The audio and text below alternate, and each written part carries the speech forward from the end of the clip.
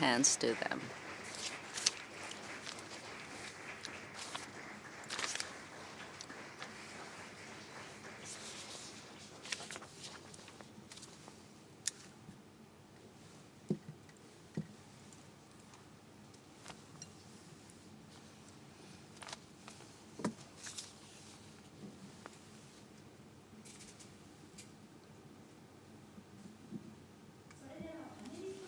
So now let me introduce the members of the panel.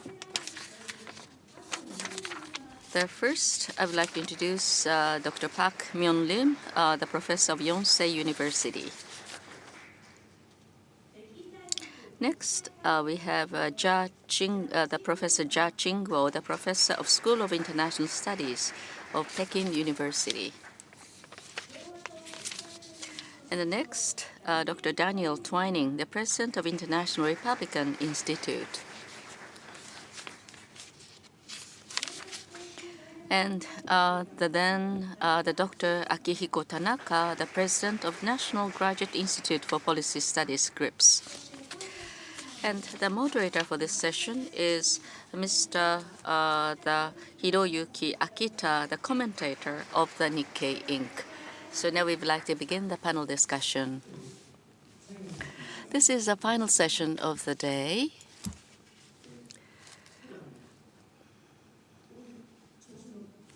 And today, majority of the audience is Japanese, but in terms of sheer number, we have number of foreigners. So Dr. Tanaka and myself, all of us will discuss in English. So those who need translation, please use a headset to listen to the interpreting. Start. So every time when we have this session every year, we have new challenges. Last year it was North Korea, and 2 years ago maybe it was South China Sea, and this year biggest topic is U.S.-China's strategic competition. So in this session, we will mainly discuss about what is the nature of this competition and what is the prospect and what is the implication to the regional or global geopolitical picture. And then if we have time, we will move to Korean Peninsula and also South China Sea and so on. And then maybe lastly, we will have a Q&A session so that we will be able to take some questions from the floor. So to start with, maybe I will go around one by one, for first round of remarks, and then go to more like a conversation type of a discussion. To start with, Mr. Twining, my question to you is that how do you define this U.S.-China strategic competition and how you see the prospect? And in addition to that, last week, President Trump visited Tokyo, and he made a series of remarks. But one remarks which struck me was remarks about North Korea and Iran. He said that North Korean short-range missile launch is not a violation of the UN Security Council, though his advisors, Mr. Bolton or acting Secretary of Defense, clearly said that it is violation. So there is kind of like a contradiction between president and advisors. And also on the issue of Iran, there is also nuanced differences between president comment that he said that he doesn't have any intention to pursue regime change. Quite kind of a very soft remarks, but it is reportedly his advisor's position on Iran is very, very tough. So on these two questions, could you, in 3 minutes. Thank you, Hiro. I'm delighted to be here. Congratulations to Nikkei. This conference just gets better and better every year. I'm very pleased to be here with Chinese and Japanese and Korean friends. So thank you all. Look, the US has been a Pacific power for 200 years. the entire American establishment, not just our president, but really our Congress, our administration, many great thinkers are organizing themselves these days around the idea of great power competition.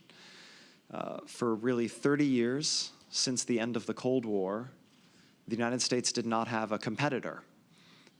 There's a growing understanding that we do. Maybe our Chinese friends should be flattered by that. But in fact, the US system is gearing up for a competition that is not going to look like the Cold War. It's going to look, I think, quite different. The US and China actually have interests in common, I would argue, on the Korean Peninsula, in the international economy, and elsewhere. So it's going to be a kind of mixed system. But Americans are opening their eyes to the extraordinary expansion of Chinese power and influence and the pressure that has put on American allies, including Japan, including South Korea, including in Europe and more broadly. I actually think America is quite good at competing. We have extraordinary assets, a very strong economy. Unemployment is the lowest it's been in 50 years. We have a very strong military after the military was cut so much earlier in the decade. We're investing quite heavily in our military assets. We've had an energy revolution for the past decade. North America is essentially energy independent, and that's a game changer in terms of America's position in the world. And we have the strongest network of allies that any country could wish for, starting with Japan and South Korea in Asia. So actually, we feel pretty confident. On Iran and North Korea, the North Korea approach is quite interesting because our president, I think, wants a deal. And actually, I think, let's see, but perhaps Kim Jong-un wants a deal too for different reasons. But let's see. I think there's a debate about whether this is stabilizing the peninsula or creating new uncertainties. On Iran, President Trump has made a conscious decision to pivot to Asia, if you will, like his predecessor, President Obama, which is a reminder that these issues are bipartisan, that America's focus on Asia is enduring and very strong. The Iranian system is in real trouble. Inflation is very high. The economy is shrinking. People are in the streets every week. People are quite unhappy that Iran is fighting all these foreign wars in its region instead of its leaders investing in their people and their country. So let's see where this goes. Thank you. Thank you very much. Thank you. So maybe next, Professor Jia. Maybe question to you is that in the context of US-China competition, including trade and also digital hegemony, how will President Xi respond in the short and medium term? And concretely speaking, recently he repeatedly emphasized towards self-reliance and also recently long march, which long march is the kind of a battle before KMT and the Communist Party in 1940s. So does it imply that the President Xi is ready to even more confrontational approach, or it's just a rhetoric? Thank you. Well, thank you very much. It's a great honor to be invited and speak to this distinguished audience. It's always nice to come back. Well, with regard to China-US relations, I think what I can say is it's not in a good shape. Everybody agrees. But then the question is, what about the future?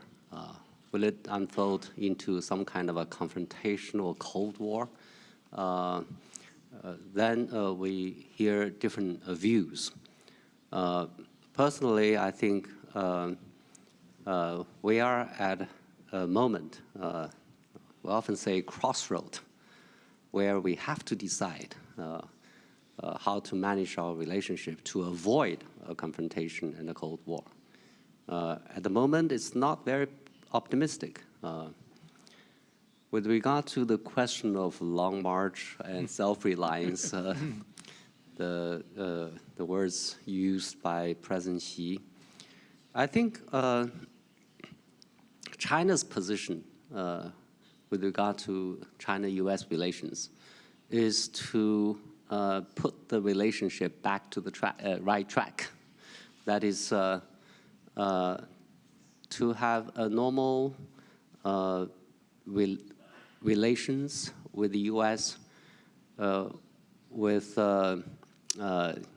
make sure that we don't have confrontation, to make sure that we respect each other, and to make sure that we have some kind of a cooperation on where our interests overlap. And China tried to do that, especially in recent trade negotiations. China went to extra lengths in agreeing to Trump administration's demands. But the problem is, as far as I know, the administration's demands change over time and became quite uncertain. And also, on Chinese concessions, within China, you also have a lot of different views as to how much China should give in. So, and then recently the trade talks broke down. So after repeated efforts to reach some kind of a agreement, China faced a situation that we cannot continue with this trade talks at the moment. Ultimately, we may have a deal, but at the moment, the trade talks broke down. It's against this context that where he talked about self-reliance and Long March. Of course, there is another element to this, that is U.S. all-out efforts to pressure other countries not to use Huawei products. It's a symbol that the U.S. is determined to to contain China's technological advancement. So basically, China has no choice. But if the administration's approach is to deny China of further development and economic growth, then China has no choice but to rely on itself and brace for a difficult period of time. And of course, with the conviction that eventually we would emerge out of this difficult time victorious. That's the symbol of Long March. I hope that China-U.S. confrontation or tension will not last too long at the expense of both countries' interests and also those of the world. Thank you. Thank you very much. Thank you. Maybe I will come back later on both of your points. But to go around, Professor Perk. So basically, both Japan and South Korea are in the same position. Both of us are allies of the U.S. So naturally, our foreign policy or defense policy or grand strategy will be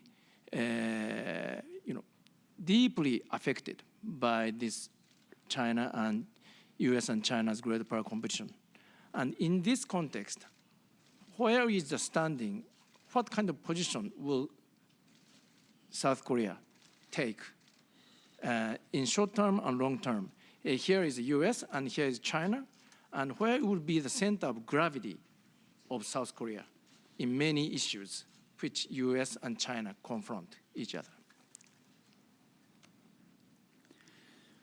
Yes, thank you for moderating. But before talking about the South Korea's choice or Japanese choice between the coming rivalry, U.S. and China, I'd like to emphasize we must not exaggerate the coming rivalry relationship between USA and China. Historically speaking, after entering into the American-China, US-China diplomatic normalizations, there has been no war in the Pacific areas because the two hegemons, the two big countries, basically, in nature, are very moderate and very soft. Before that time, US-Soviet rivalry, Japan-US rivalry at that time, there have been so many wars in the world and also in the Asia-Pacific region. Then, after entering into the era of the dual rivalry between the USA and China, I'd like to emphasize again, there has been no war, especially in the Asia-Pacific region. Then the nature of the two empires are very moderate and very soft. Let's think, the Japanese Empire, German Empire, Soviet Empire, they are very hard empires. Then, how to interpret this kind of rivalry between the USA and China, as moderators said, for trade, economy, hegemony, or digital hegemony? Viewing from the economic side only or trade side only, I think it will be solved in the short-term period. But for the competition, for the struggle for standard in the coming fourth industrial era or artificial intelligence field, it is very hard. It's very difficult to solve in the short-term period because Trump administration tried to reverse this kind of relationship led by including the FIA, Chinese conglomerate and Chinese big companies. Then I think now we are under the situation of dual possibility, pessimistic possibility and the optimistic possibility. In this situation, the two countries' choice, Japan and South Korea. Yes, I think Japan has a very determined policy, so-called US-Japan, Japan-US alliance focused strategy. But as a divided country and as a country in confronting the North Korea's nuclear issue, South Korean strategies are a little difficult and different. We know so well the influence of China toward North Korea and toward the whole Korean peninsula is still so powerful, especially toward North Korea. China is a first trading partner, both South and North Korea, and those first security client toward North Korea. Then I think being from the South Korean perspective, there would have several options. The first one is US ally only policy, lean to one side, only US side. Second is the sitting on the fence or dual strategy between the two hegemon, USA and China, especially in the side of security.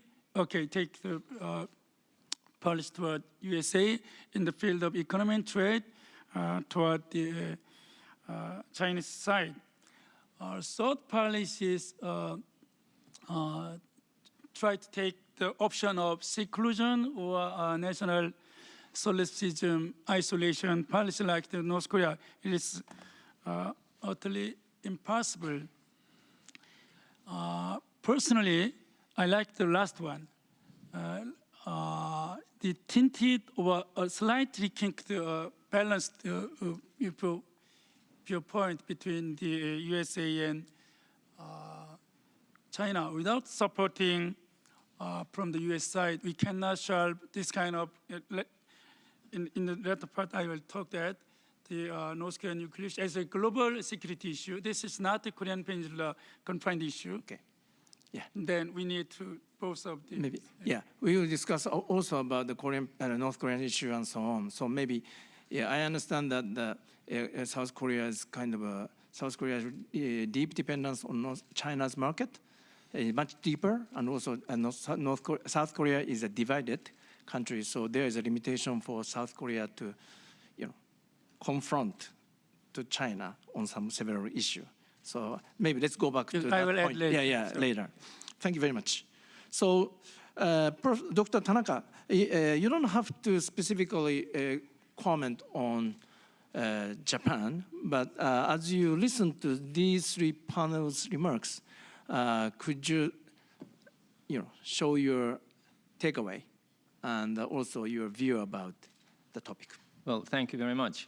I think the first impression that I had after listening to the three excellent opening remarks is that the what I might call the multidimensional nature of current U.S.-China, whatever you call, competition, rivalry, or conflict. It started out as a trade issue.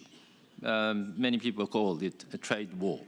And at least to Mr. Trump, it appears as if he was only concerned about the amount of trade deficit. But then this competition enters into the dimension of technology competition, 5G. And the third dimension, now we are beginning to see more and more in the US discourse, is the importance of the different political systems.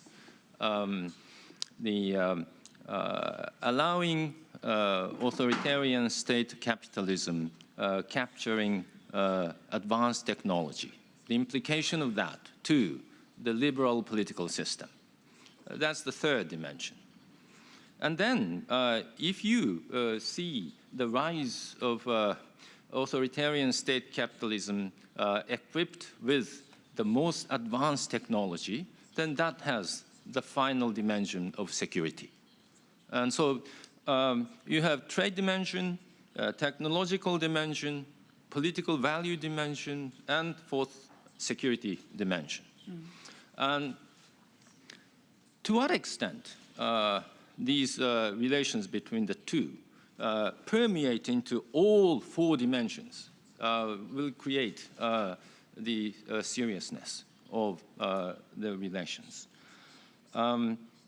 Then secondly, after listening to the particularly Dan's speech and Jia Jingguo's speech, the second issue is the extent of consensus within each party. Extent of consensus in the United States, extent of consensus in China with respect to this vital relations between the two countries.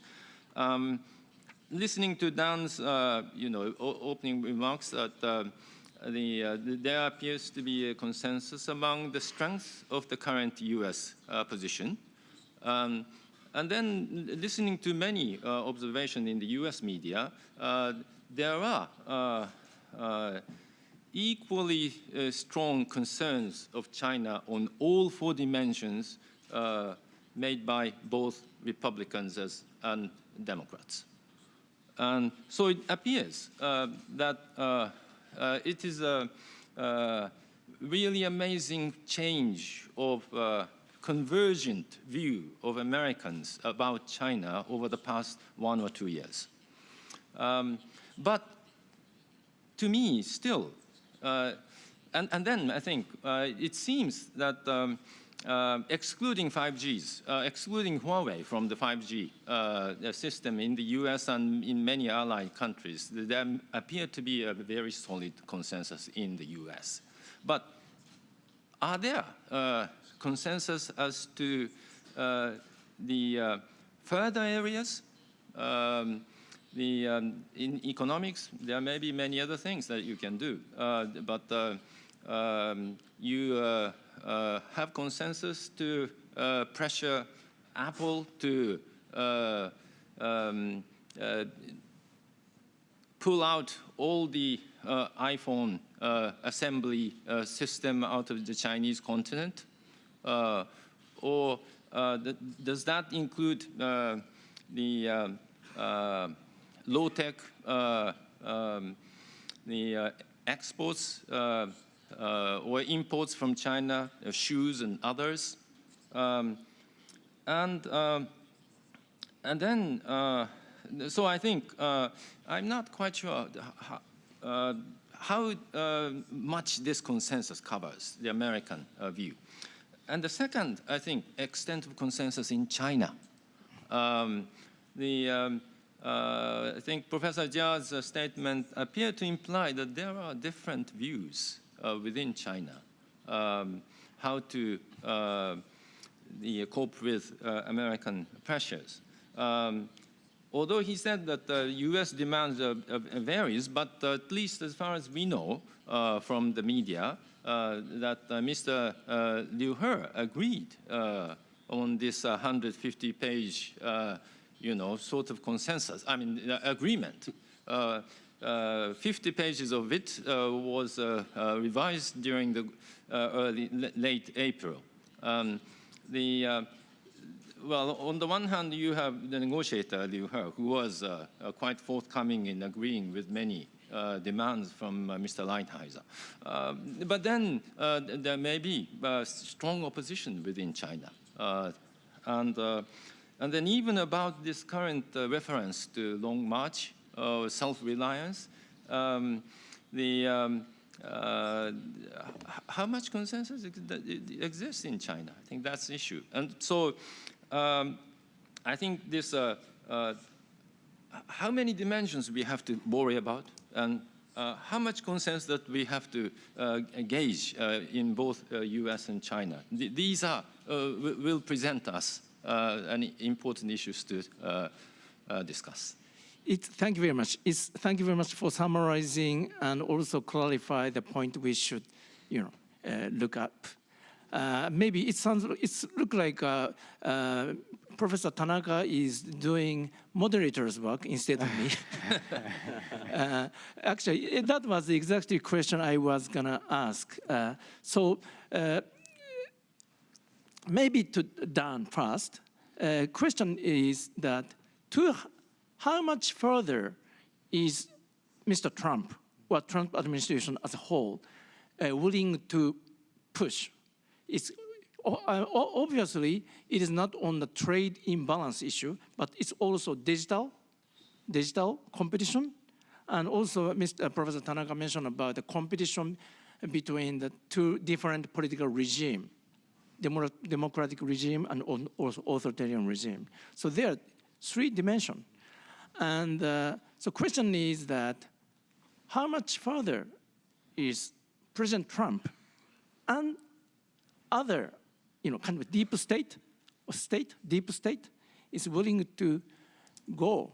Maybe Mr. Trump gets satisfied only by solving imbalance, but maybe deep state is more willing to push China beyond that.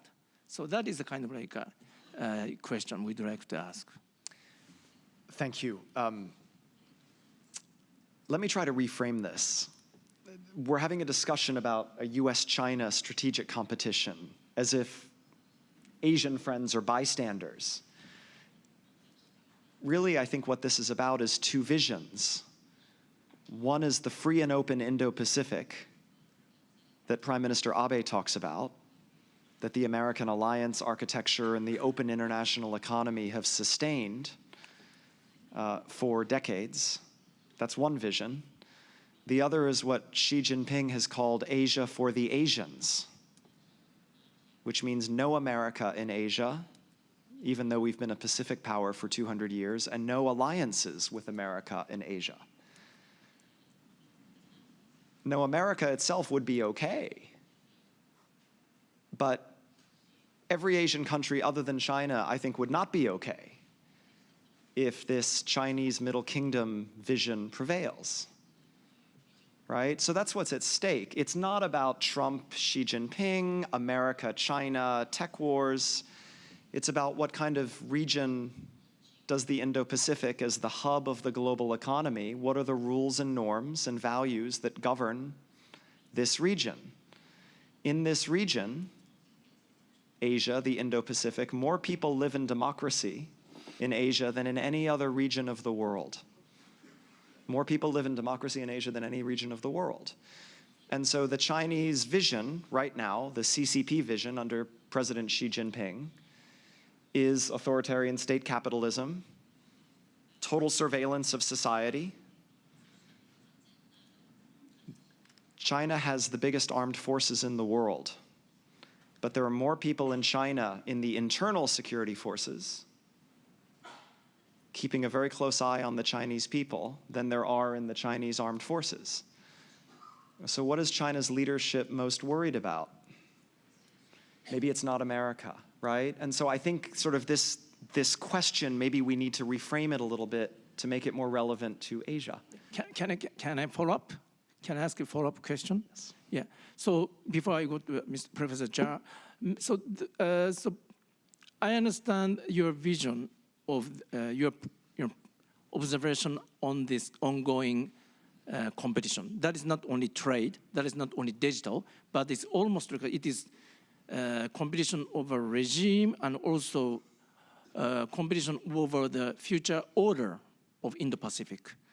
I understand that. So that contains the value competition too. But to how much extent does President Trump, President Trump share that vision of the competition? We are talking about the U.S.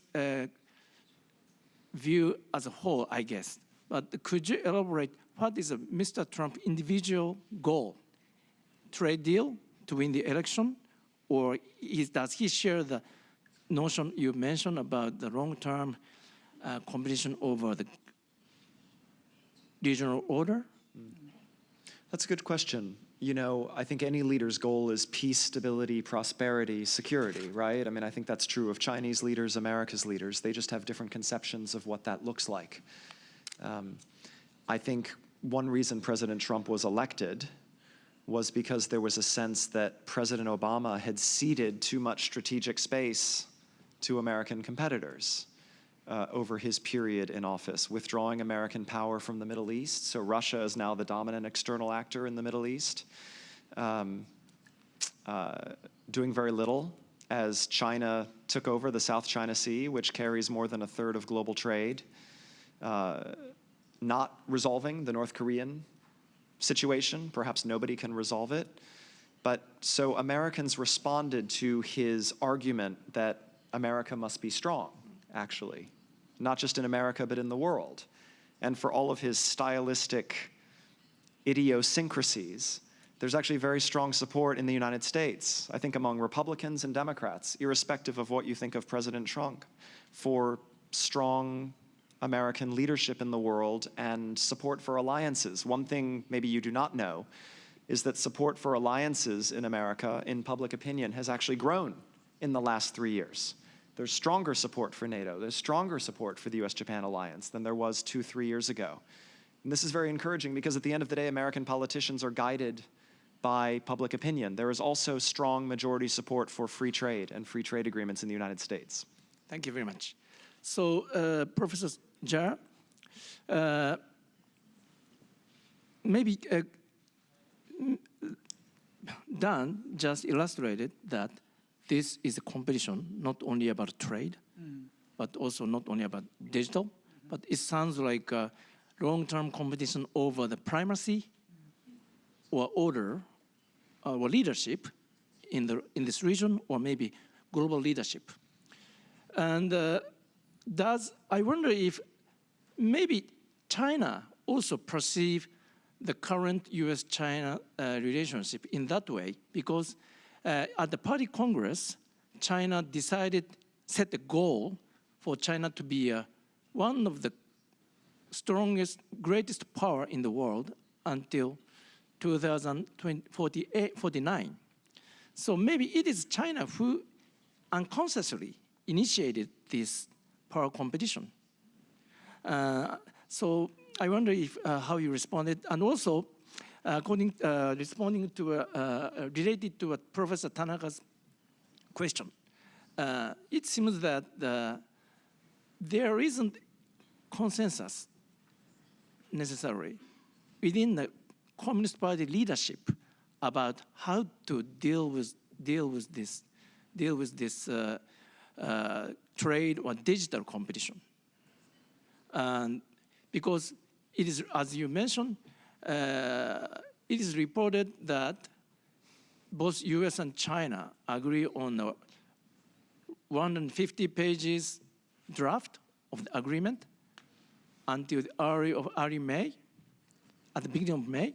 But it is reported that it was China who backed away and deleted 50 pages out of 150 draft. So, but I assume that that sudden change reflects some division, internal division inside the party leadership about how much China should compromise.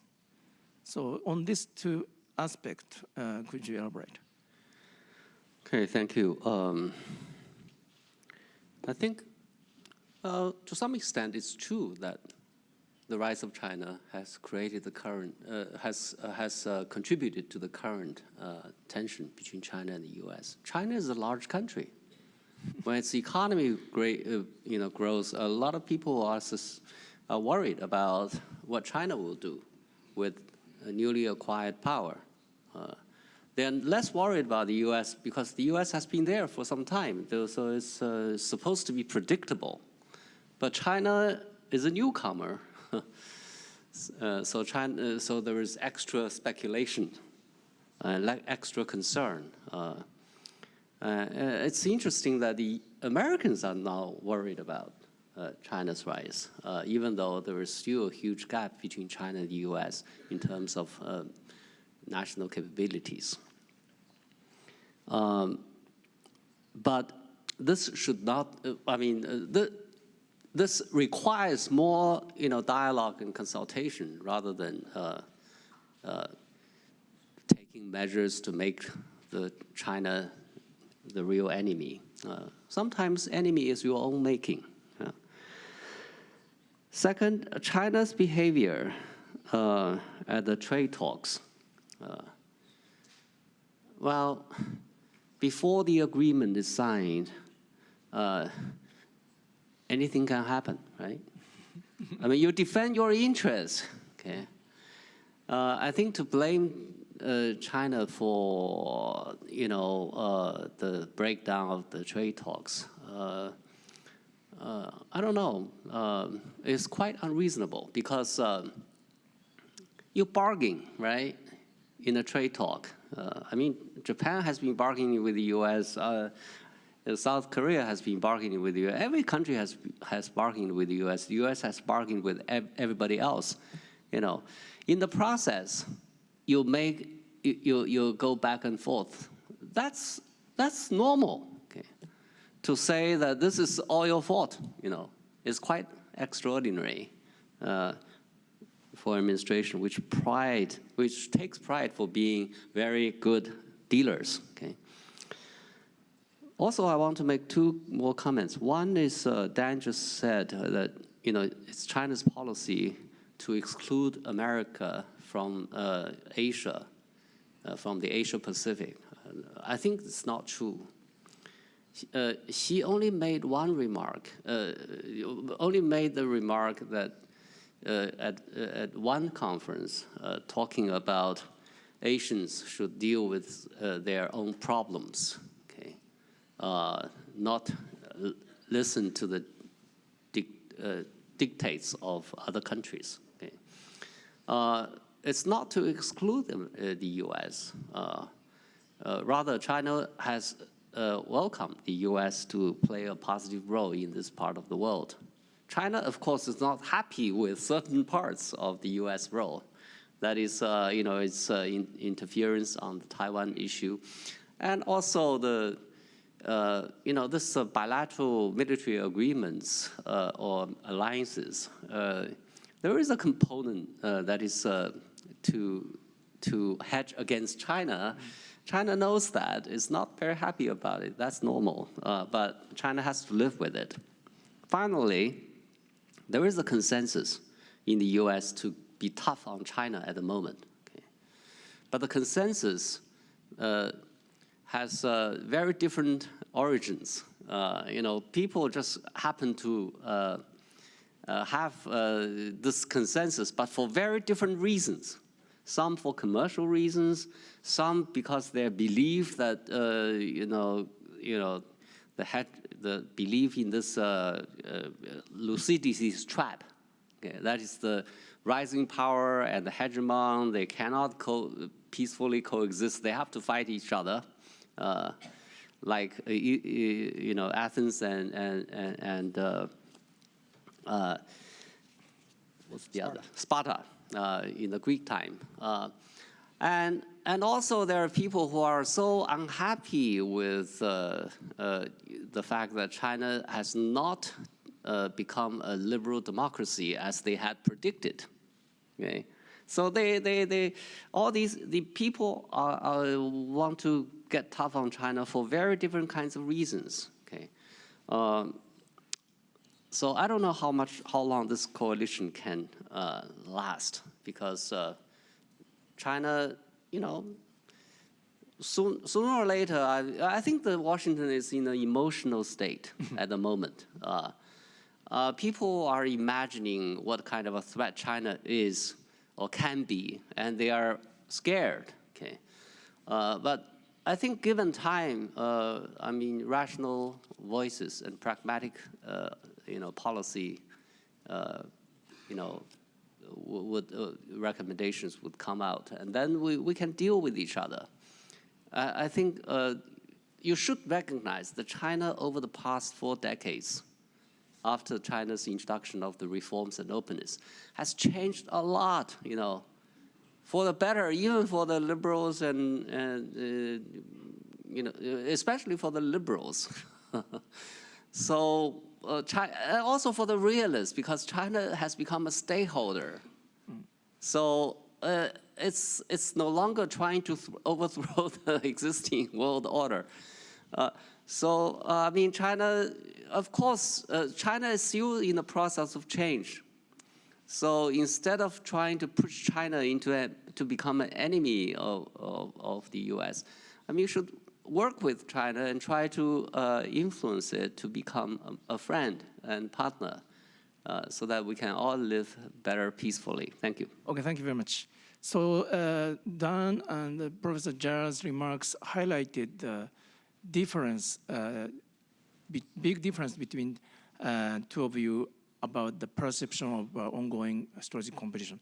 Maybe U.S. think that this is a long-term competition over the leadership, but maybe Professor Zha think that Washington is kind of an emotional state, and then reacting too much, and China doesn't have any intention to replace U.S., as though China rises as one of the great power. So there is kind of like a difference of the perception about current status and also prospect. So having said that, does anybody want to say something? Maybe you should. Yeah, okay. Yeah, okay. Well, maybe yeah, I think Mr. Dan Tanaka, has the Mr. Tanaka and the Park qualification to respond to the observation that Jia Jingguo made. But I have 2 comments. One is, yes, China-U.S. trade negotiation. It's in the process of negotiation, and so it's quite natural that the positions may, change. and rethinking can happen on either side. But it seems to me the Chinese, at least the trade negotiations this time around, was quite in contrast to what the Japanese did in the 1980s to the US. You know, in this case, Mr. Liu Ha said, yes, yes, yes, yes, yes, yes, and then finally, no. And then in the 1980s, what the Japanese did, Japanese negotiators always said, no, no, no, no, no, no, we can't do, no, we can't do, no, we can't do, and finally, yes. And then made concessions. I think both attitudes anger Americans. You know, Americans were very much frustrated with Japanese insistent no's. But then, well, sometimes I feel that Americans can be really infuriated after listening so much yes, so many yeses, having no at the end. And so I think there's, you know, the thing that Chinese negotiators should think about how to deal with Americans. The second thing is I think one of the important difference today, particularly in comparison with the time when US administration adopted what is called the engagement policy, is the different assessment of Chinese technological potential. In 1990s, when the US started the word of engagement. Well, containment, we don't need to have containment. We need to engage Chinese. I think at that time, there was a strong, strong confidence in the US about technological superiority. And no matter how much China becomes stronger, there was a confidence that the US can have a technological edge. Now, I think the difference is this, you know, perception has changed. Among the Americans, there appears a certain fear. Somehow, someday, China might overtake US in the area of the most sophisticated technology, including artificial intelligence, facial recognition, which China used extensively to monitor people within China. And the fear that if China take over the cyberspace globally, then that could derail or fundamentally threaten the liberal domestic order, let alone, and in addition to the liberal international order. Thank you very much. So Yes. maybe Dr. Park. Then after that, I'd like to go back to both Dan and Jia, Professor Jia, to continue our discussion about this U.S.-China strategic competition. Maybe, you know, for Dan, again, having listened to Professor Tanaka's comment on the technological aspect of technological aspect on kind of a democracy and also political system and so on. I wonder if you could give us some hint about, again, how much further Trump administration is willing to go, including decoupling of the supply chain of US and China, and also not only Huawei, but there is a report that the hike division will be also excluded. So I wonder if how much will US go to exclude and decouple China?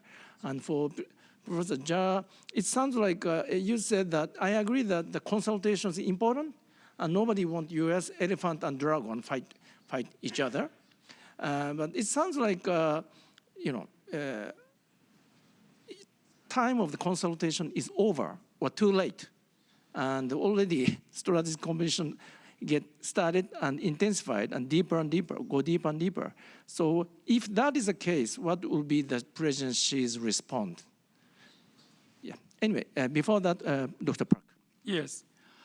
The point of the current discussion is not just about the dyadic, the bilateral relations between the USA and China. Yes, South Korea, we, including myself, we are an ally of the USA and friend of China. It's unchanged and unchangeable in the near future.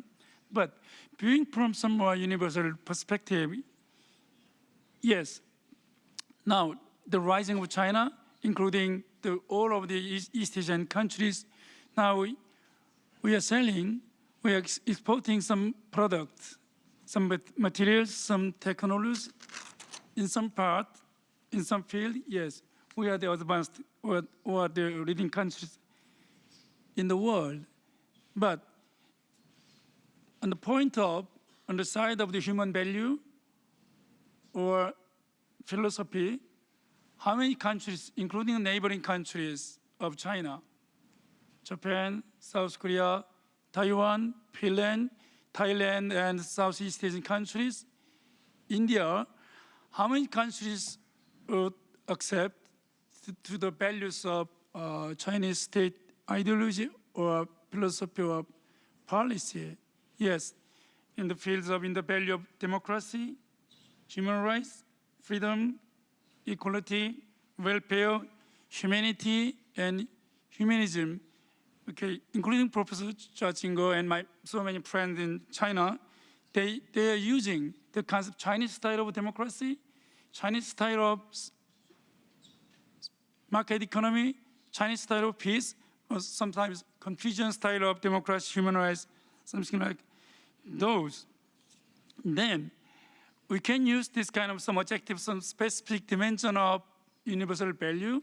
We can use the Finnish style of democracy, Finnish style of human rights, Finnish style of welfare. I don't think so.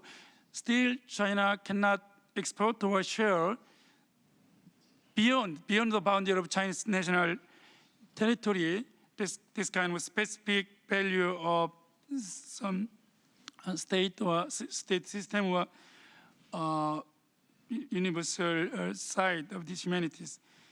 Final question is the internal contradiction, internal tension of China. In order to share or in order to universalize this kind of value, the contradictory, internal contradictory can cope with socialist market economy or neoliberal socialism. Viewing from the historical, universal historical perspective, this kind of, yes, uneasy combination, socialism and market economy, Chinese style of market economy, socialist market economy, cannot juxtapose, cannot go together long-termly. Then how to cope with this kind of internal contradiction between the political system as a socialist country and the economic system as a market economy, how to go together so long-term. That's my point. Can I ask you just a short question? It's more, you just talk about the more broader topic, but about Huawei.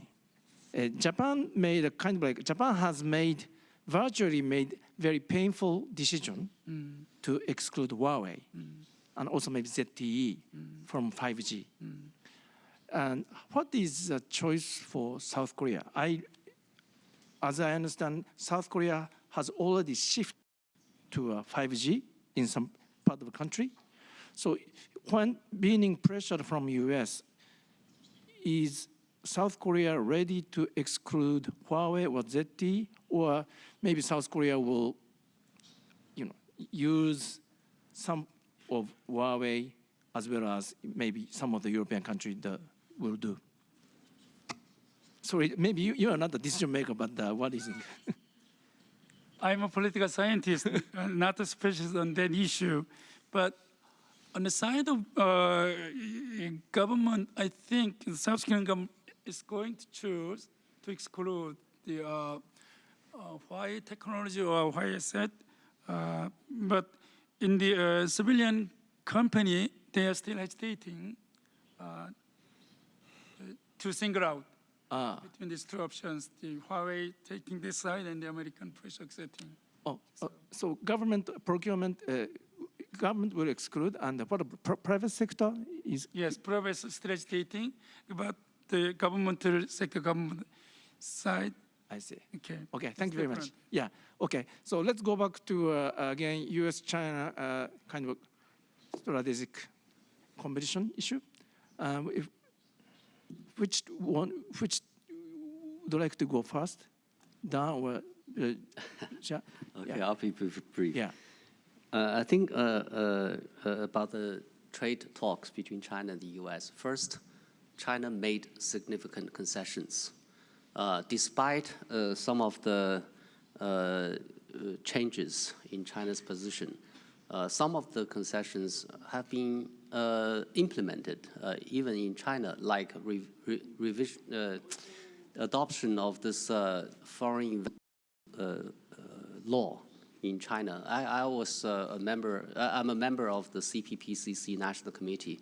We deliberated the draft law in March, and there are other changes, policy changes already taking place to respond to U.S. demands in part, and also to respond to Chinese need for reforms. Second, I think the U.S. basically want China somehow to streamline China's economic system to make Chinese economic system conform to the U.S. economic system. In other words, U.S. believes that this is the way that the U.S. does best. So China has to be there. China finds it difficult because China's successful story in the past is that China adopts its own path of development.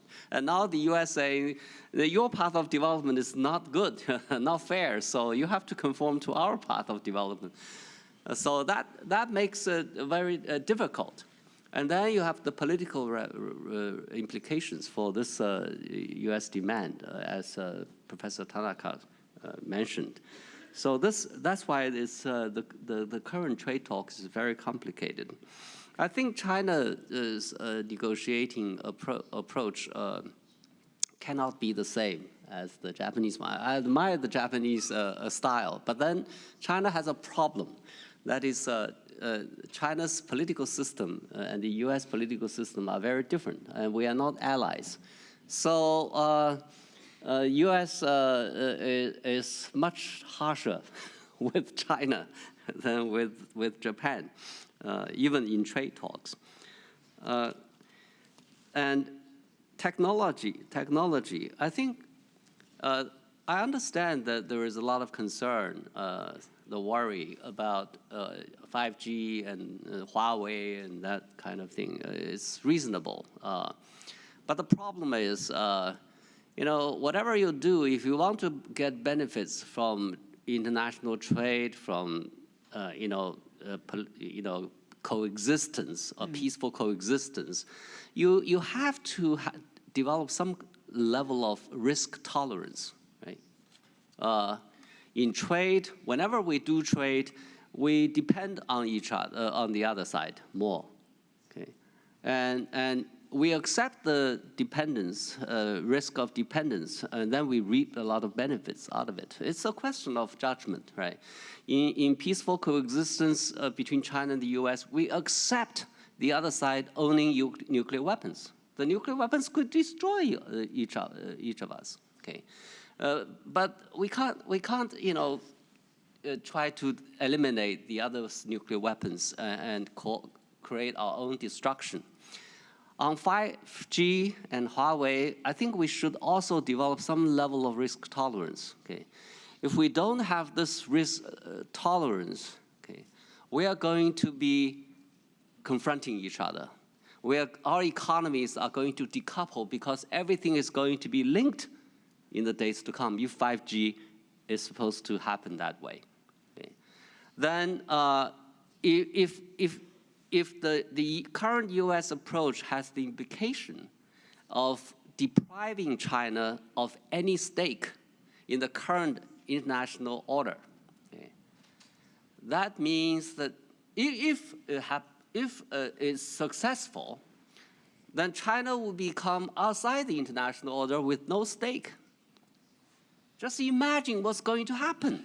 Okay, it's going to be a very dangerous world. Okay, so I would counsel caution on this. I mean, every country should take proper precautions to guard against potential risks when they engage in high tech, but they have to have some kind of a risk tolerance. Otherwise, we cannot coexist peacefully. Finally, consultation is over. I think consultation is never over, will never be over, because before we destroy each other, consultation is always needed to avoid that terrible end. And of course, during nicer times, consultation is never too much, you know, and we can find better ways to manage our relationship through consultation. Thank you. Thank you very much. So lastly, Dan, maybe again, question seems to me that to how much extent will U.S. intend to decouple China from existing supply chain, or maybe even from, like Dr. Jia said, even from existing global economic system? Because that would largely affect business community here in Tokyo, but also in other parts of the world. So I wonder if you could give us image about the prospect of decoupling, degree of decoupling, and also still maybe strategic competition will last for long term, but do you expect that there are going to be some tactical deal on a trade or something to ease, tension? So of course, I think you'll see some deals. I think the US and China can work together in all sorts of ways going forward. But I also think some decoupling may be natural. You know, China rose as an export-oriented economy. The Chinese market was too poor to consume Chinese products. Now the Chinese market is broadly middle class. Consumption as a percentage of GDP has grown substantially in China. The US economy is not particularly trade dependent, right? The US economy does not rise or fall based on export prowess, which is not true for some Asian countries where exports are a much bigger percentage of GDP. So to a certain extent, both countries are less trade dependent than perhaps particularly China once was. And that's good that China has a growing, prosperous middle class. On technology and decoupling, part of the problem, I think, is the nature of the Chinese system. And Huawei is not really about Huawei. It's about the nature of technology and society today. The fact that there is very little division in China between the party, the state, and broader society means that China actually can export authoritarian control through technology exports. And so Huawei is an example of how the Chinese private sector can feed back into elements of state control in China by virtue of the nature of the Chinese system. The relationship between technology companies and government in a country like America or a country like Japan is just very different. And so I think this tech issue is kind of a metaphor for the kind of systems we have. Now on decoupling, this Huawei decision actually has hurt American companies, right? You've seen the stock market come down meaningfully. You've seen lots of American businesses protest because they are suppliers or reliant on some of these supply chains. So I think it's a misunderstanding to assume the US is fighting a trade war to benefit its national champions at the expense of Chinese national champions. Actually, I think we will both perhaps suffer economically. And that's why this is such an important debate and an important moment in the relationship. Because I think both countries are actually willing to take some economic pain to create a different balance in the relationship. And it's quite profound, and I think we're still trying to figure out what that means. Still, do you believe that there's going to be some deal in short term, like a trade deal? Yeah, of course, strategic competition continue, but maybe decoupling will continue. But do you think that there's going to be some tactical deal? I think there could be, and part of the reason is political, actually, which is that I think there's a strong group within the leadership circle around Xi Jinping who does not want him to lead China into an era of confrontation with the United States. They understand how dangerous this is for China's own prospects. And I think some of them believe that President Xi has overreached. He has reasserted state control over the Chinese economy. You know, former Prime Minister Wen Jiabao, before he left office, it's almost 10 years ago now, he said there cannot be further meaningful economic reform in China without political reform. This was the Prime Minister of China. But you haven't seen more political reform. You've seen more political centralization. You see now the vast majority of lending by Chinese state-owned banks going to Chinese state-owned companies, not going to the Chinese private sector. There's been a consolidation of political and economic control, and that has fed into the conflict with the United States and other countries. And so I'm quite open to the idea that actually China's political leadership could decide to take a different course because of the costs that are being imposed. Okay, thank you very much. Maybe we have a little bit more than 20 minutes, and if possible, I'd like to move to North Korean issue. But if somebody wants to say one word on this topic, shall we? Shall we move? Is it okay? Tanaka-sensei or... Well, then one word. Yeah. I think what's the implication of a prolonged Sino-American conflict or competition to the rest of us? I think in terms of political values, among those who live in liberal democracy, the choice is very clear. We want to keep our system continuous to be liberal. We don't want the takeover of authoritarian rule to our cyberspace. However, the current degree of economic interdependence is so deep and extensive. We need to find out how to coexist with the second largest economy of the world.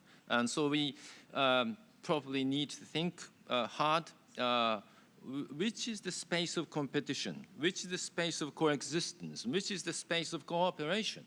I think we need to define 3 different spaces where we need to compete with China, where we need to coexist with China, and where we need to cooperate with China. Well, I think there is certainly a need of space of cooperation with China, if only to think about the increasing seriousness of the climate change. Unless, China and the United States will diminish CO2 emissions, then we all suffer. And so we need to define space of cooperation. But then, definition of the 3 spaces can be very messy. Thank you. So this is a very, very important topic, and also very contains many, many elements. So it requires one-day conference if we want to digest every element. So unfortunately, maybe let's because of limited time, maybe let's move to North Korea, because North Korean issue is a tactical issue, but could be tactical issue, but also people are so much interested in. So to start with, Dr. Park. It seems to me that South Korean effort to ease tension and expand, resume dialogue with South and North, and also dialogue through US and North Korea, and then solve this nuclear issue. This scenario seems to be failing, unfortunately. And so recently, North Korea launched short ballistic missile, being regarded as a violation to UN Security Council. So what do you think will be the next, what will happen next? And what will be the next steps we should adopt to deal with the new situation? Yes. First of all, as an East Asian citizen, I'm very sorry. Next year, we are going to host the Tokyo Olympic Games here in Japan. In order to host and enjoy all of the world citizens the Tokyo Olympic Games, we must manage it peacefully in the short term, the North Korean nuclear issue and ICBM and missiles issue, and also in order to perpetuate the peace in East Asia, Japan Island, Korean Peninsula, and the other countries, we must denuclearize North Korea and the whole Korean Peninsula. And being from that point of view, I think including the economic assistance and to ease the sanction, to lift the sanction, that's not the way of solving North Korea's nuclear issue. Then I think we have no choice between the no deal, small deal and big deal between North Korea and the USA. But this issue, I think, fundamentally changed the nature of the North Korea's nuclear issue from the Korean issue to the East Asian issue, and from the East Asian issue to the global issue. This is the first time ever China and Russia take part into the positive option to pull the economic sanction toward North Korea. Then I'd like to talk about the new option or new roadmap to solve this problem. I think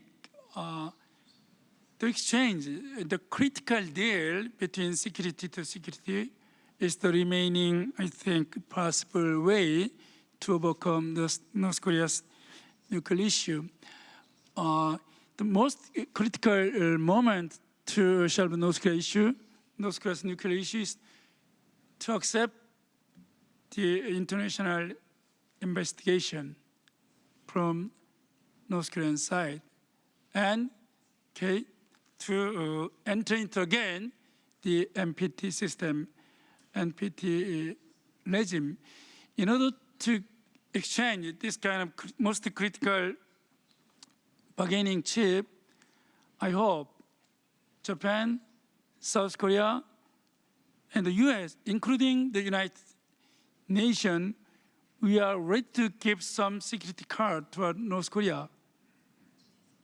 First, gives open and established the civilian liaison office in Pyongyang. Second, establish and open the official governmental representative in Pyongyang among the three governments, Japan, South Korea, and America. Finally, regular embassy established and open in Pyongyang at the moment of critical juncture to accept the nuclear investigation from the international side, including the IAEA. And second, return to the NPT regime.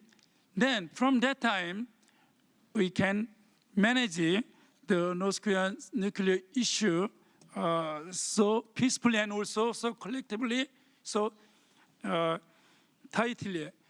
This kind of security exchange is the, I think, one and only remaining option to ease economic sanction. To lift economic sanction is not the right way. Okay. I think so. Thank you very much. Yeah, it sounds like a very, I think that many people agree with that kind of a roadmap. But at the same time, maybe let me ask Dan, maybe first. But this roadmap could be possible only if North Korea or Mr. Kim Jong-un is willing to give up nuclear. But if he is just buying time and producing more and more nuclear bomb, it is useless. This kind of prescription. So my question is that after having met with Mr. Kim Jong-un twice, do you think that President Trump is still believe in negotiation, and does he really believe that that will lead to a denuclearization, or he just doesn't want to admit that he failed? If, yeah. It's a great question. I mean, if there's a failure, I don't think it's a U.S. failure. It's good to test all of the options, right? Negotiating is certainly better than war. Part of this gets to Kim Jong-un's intentions. What are his goals? He could have a normal relationship with the United States. He could have a normal relationship with South Korea, with Japan. He could spend the money he is spending on developing nuclear and ballistic missile technologies to support the Korean people, the North Korean people, who continue to suffer in so many ways. These do not seem to be his priorities. I mean, he's got a U.S. president who really wants to make a deal, and he's being very coy. Let's see, but it looks to me like it's about trying to have the best of both worlds, which is consolidating his control in North Korea and trying to secure as much assistance as he can from South Korea and the United States in particular, without meaningful change on the nuclear program. And it's very disappointing. The South Korean government has leaned so far forward under the current administration to try to normalize. And it looks right now like South Korea is keener on that than the leader of North Korea, and it's a shame. Yeah. But do you think that Mr. Trump will meet Mr. Kim Jong again to believing that he can persuade Kim Jong-un eventually, and or maybe, so what is the kind of a prospect as you see? I don't know. I worked in the State Department in the Bush administration when we were doing the six-party talks, and I must say I prefer a deal among 6 parties negotiated by diplomats, maybe to one negotiated by leaders alone in a room. Yeah. It just seems more sustainable and enduring with our Japanese allies and our South Korean allies. Of course, they have to be central to any agreement. Right. Really, it's not up to the United States Right. to have an agreement with Pyongyang by itself. We're not the primary stakeholder. Right. So, Professor Jia, we discussed about U.S.-China strategic competition. And if I were to be a Chinese leader, maybe North Korea with nuclear weapon is better than very pro-American North Korea without nuclear weapon. if you consider about the strategic, or geopolitical competition. Because if North Korea abandon nuclear weapon, this means that North Korea and U.S. will normalize this diplomatic relationship, and thereby North Korea will become a pro-U.S. or U.S. friend, American friend. So I wonder so I'd like to ask, what is, within the context of this U.S.-China competition, what is the China's leaders' calculus about North Korean situation? Well, China is a stakeholder of the current international order. Non-proliferation regime is part of this world order. Okay? So China supports denuclearization. It's in China's interest, as well as in others. So I think in the foreseeable future, China would continue to make efforts in this regard. I don't think China is that worried, except some strategies, so-called strategies in China. China is not that worried about closer relationship between the U.S. and North Korea. They are so different, okay? And the U.S. is so difficult to develop some kind of relationship with a country of different political system. So there's not too much to worry about in this regard. But a lot of people, some people in China, they don't understand this. Okay, so they are worried about it. I don't think the Chinese government is that worried about it. Finally, China's position is unlikely to change unless the U.S. deprives China of any stake in the current international order. If the order is regarded by China as something that only belongs to the US, not to China, that would be a different calculation. Thank you. Okay, thank you. Maybe we have 9 minutes left. Professor Tanaka, do you want to say something on North Korea? It's okay. So maybe let's take several questions from floor, and then if you have time, maybe last comment. So, ではここで残り So we have 10 minutes remaining. If you have any questions, we'd like to take questions at this moment. Those of you with questions, please raise your hand. Please name yourself and your affiliation. So we would take 2 questions from the floor, first on our left and then to our right afterwards. Hello, my name is Xiao Wu. I'm Chinese, and I have a question to Dr. Twining. And you mentioned the U.S. will be fine because you have the strong allies in the Asia, like Japan and South Korea and other countries. But as I understand that China have the big population in here. And if the trade war going to continue, it's going to be have lost the many products you are going to sell to China, and you also lost many products coming from China. And I understand you mentioned that the United States is not trade depending, but still, it still have the losing the trade with China is having cause a big problem. And so my question is, so the United States is going to find any country or any countries which will be take the China's place if the country exist in Asia, or United States is not worrying about making the second China. Okay, thank you. Thank you, great question. Thank you.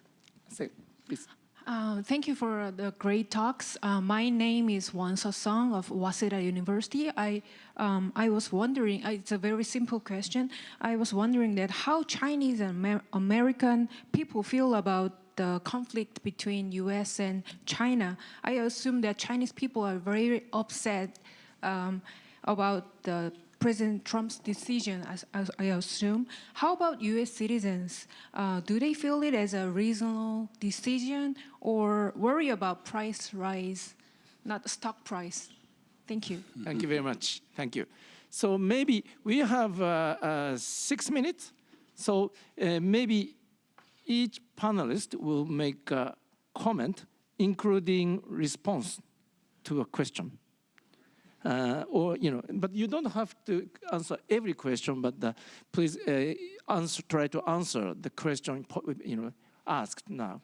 So maybe from this order, from Park, from you, and this order, yeah, and then lastly, Professor Tanaka. Okay, I just say the final comments, not respond to the question from floor about the current rivalry between USA and China. I think we need to have some universal view or some cosmopolitan perspective. Yes, in the field of economic side and trade side, the two countries, the two players, big players, yes, really mutual cooperative and interdependent. Then I don't think the current rivalry goes so swiftly into the level or dimension of the acute crisis. We need some more universal standpoint to solve this problem. And about the North Korean issue, as I said, in order to host and enjoy the coming Tokyo Olympic Games next year, it's a really important event in Japan, in East Asia, and also in the world. We must manage it in the short term. we must manage so peacefully the North Korea's nuclear issue and also the missiles issue. And also Japan, South Korea, and China, we have, and all the world citizens, we have the same, perfectly same food. We on the perfectly same food. We must not allow North Korea's nuclear weapon and ICBM for the improvement of mutual coexistence and peaceful coexistence too. I think so. Thank you very much. Thanks so much. Thank you. Thank you. Dr. Cha. I think China's rise was very fast. So China probably needs to learn how to behave from a position of strength,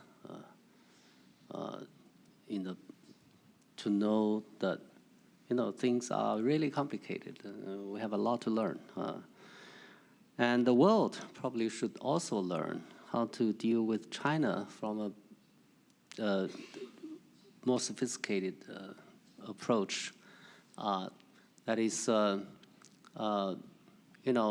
you should recognize that a country that's rising so fast, must have encountered a lot of difficulties in terms of how to manage its relationship with other countries. And between China and the U.S., I think probably for a country caught between China and the U.S. should learn how to, should make judgment on the basis of the merit of specific issues rather than taking sides, which can be very dangerous. Thank you. Thank you. Dan? Thank you for the good questions on U.S.-China trade, and thank you for your question in excellent English. I'm sorry I can't answer in excellent Chinese. I'm not sure how much Americans will notice this. America is an export superpower, but in services, not in goods, right? And we have a huge trade surplus of hundreds of billions of dollars in services, and services comprise 80-something% of the American economy. So this broader discussion about a trade war and how many products we sell to each other, I think slightly misses the point, which is that really we're talking about very different economic models. And that's part of the tension that will endure, is that China and America have entirely different economic models. The United States has done so much to support China's rise and integration in the world since really the 1970s, including being the #1 advocate for China to join the World Trade Organization and follow global trade rules. Unfortunately, the US assessment is that China hasn't followed global trade rules, and don't take the Americans' word for it. Read the reports by groups like the European Union Chamber of Commerce in Shanghai, who talk about all of China's predatory and mercantilistic economic practices. Look at the debates in Europe now about screening Chinese investment because of the predatory and mercantilistic aspects of Chinese economic investment abroad in an effort to acquire, steal high technology. So there's a competition of economic models here. And my view is that the Chinese economic model is not sustainable, that China is going to bump into this middle income trap where the state can drive development to a certain level, but at some stage you then need to free the people to really innovate and thrive in a more free society than the current CCP system of control and surveillance allows. Finally, could I just say a word about the Korean Peninsula, which is that the North Korean regime, the regime of Kim Jong-un, could not survive without Chinese subsidies and trade and support. And so my view is that perhaps China, the Chinese government, could be more helpful than it has been in helping to secure a different negotiating outcome on the Korean Peninsula. Again, I don't think the US necessarily is the decisive variable here. And maybe Kim Jong-un would make different calculations if he did not have all of the support from China. Thank you very much. And lastly, Professor Tanaka. To repeat what I said, the space of competition continues to expand in the coming months and years. We need to realize the seriousness of that. But some of the discussion indicates there are many Chinese who love America, as many Japanese who love America, and many Americans who love the Oriental culture. And I don't believe that the hope of political reform in China has already become dead. I think there are many Chinese who would like to achieve reforms. And so we, with respect to the values and the danger that might be coming from the authoritarian techno-hegemony, but we continues to keep the space open for those reform-minded Chinese to keep continuing dialogue and communications with the rest of us. Thank you. Thank you very much. So, yeah, this is all. And I'm very grateful for all panelists' excellent comment. And I think that this discussion definitely provide fresh insight about how we can see the current international affairs. So, thank you very much again. And どうかパネリストに拍手をお願いします。Please give a round of applause to all the panelists. Thank you all for listening, and thank you all for your participation.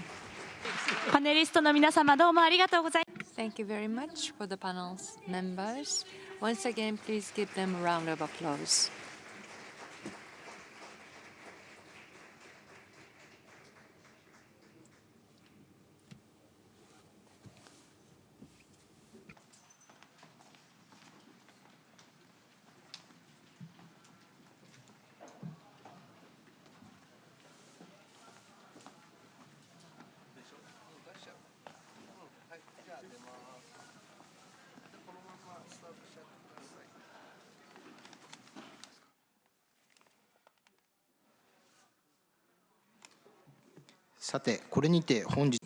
Now we are closing the programs for today.